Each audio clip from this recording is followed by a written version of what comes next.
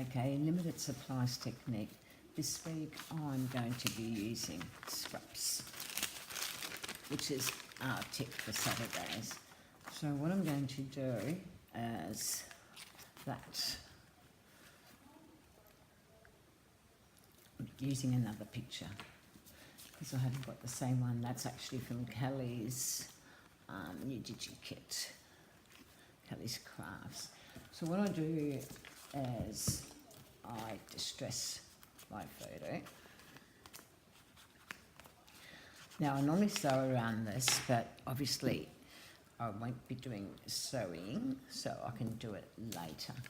So what I do is, if I can get some glue out, need to open the lid, do I know? So what I do is, the ink wants to come out.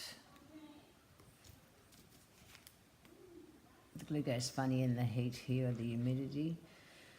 It's been quite hot, and so all we're using is our scraps. The picture was actually already there, so I'm really wrapped. So what I normally do, once I've got my picture down, is if I don't want some of that excess, I tear it away. Afterwards, I'll actually sew this up, and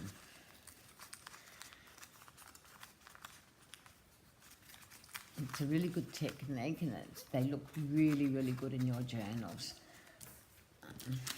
In this one, I'm going to use a bit of tracing paper.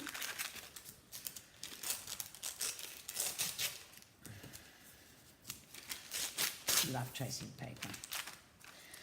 Or here we call it, we can actually use parchment, baking paper. It still does the job. So I eyeball everything. I don't worry about making sure I get everything correct.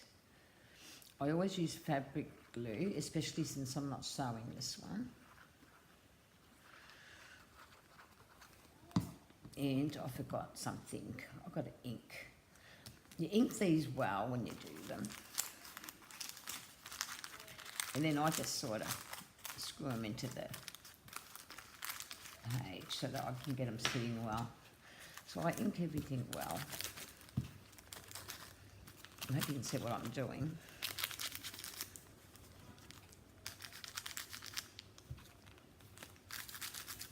Because the inking is what's going to make it look good.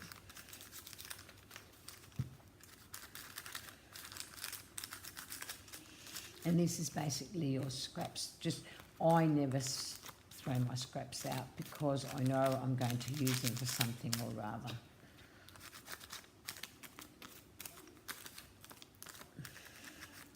And this is not my idea. I've seen this idea used by someone else a while back. Maybe a little different to what I do it, but it's still similar. But I've used it a number of times in the last couple of years, this idea. And like I said, nothing goes to waste. And then my trusty script, tea dyed, coffee dyed page. I use that. You can use dictionary page, you can use a book page, you can use anything for this.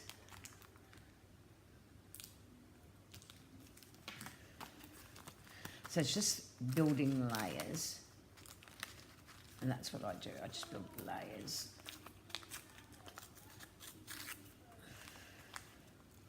And I just keep tearing away at what I don't want. Any excess I don't want gets torn. I'll tear some of that tracing paper away. Might have too much. But yeah, this is a really good supplies tip, because we all got scraps and we all have a picture handy here and there, you know, from leftover digis or magazines, whatever it may be. I don't know if you can use matte medium, but I use matte medium, but you can actually use glue to stiffen it up. It's the UHU glue is what I normally use, and that's normally pretty cheap. But yeah, I ink it all well to give it that aged effect.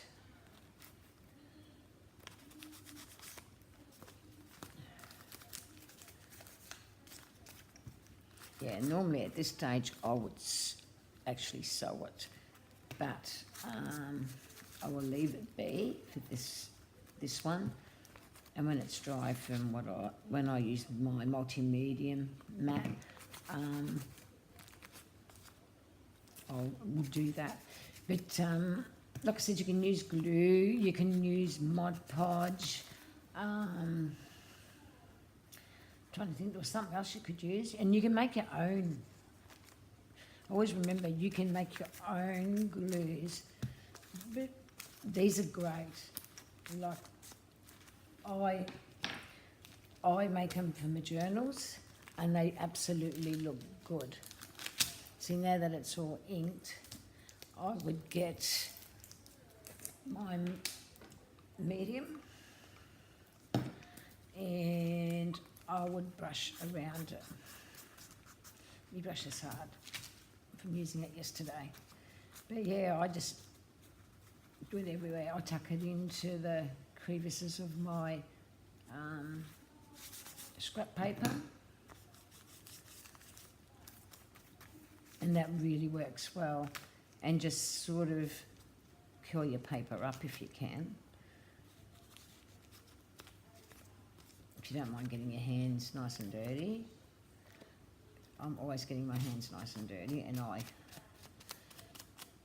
like that because the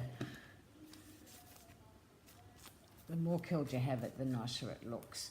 Obviously mine will flatten because we're in a journal.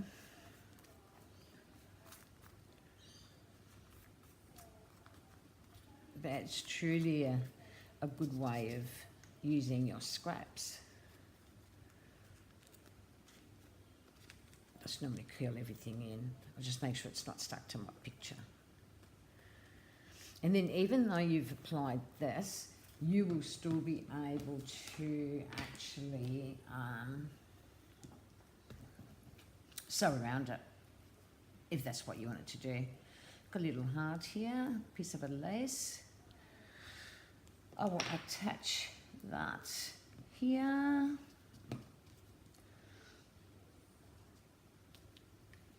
Little flower somewhere here from this bit of lace. And again, it's using the scraps. So whatever you got, you use. And that's my little piece of lace. You can barely see it. But that's going in there too. And multi-medium makes a really nice glue. So I just got to make sure that now that my all my papers actually curl up so that they actually individually dry properly and into some form of see, if I want to, and I probably will after it dries, I will, oops, my little white flower's coming out. Yeah, when it dries, I will probably add a little bling to her and dress the lady up. Oh, it's coming off, it's coming off. I've got it there. So yeah, just, oh, must be the glue on my hands. No, that's done. Yeah, so just keep curling them up, and look, even after this is dry, you can still actually ink it if you're not satisfied with the amount of ink. Sorry, I had it too far up. Not used to doing tutorials, but this is a fun way of using scraps. This is also so pretty and easy to do. And like I said, use your PCV glue or any any glues you got. You don't have to use expensive stuff. This was at hand and I used it. Otherwise, glue it is. It will do the same job.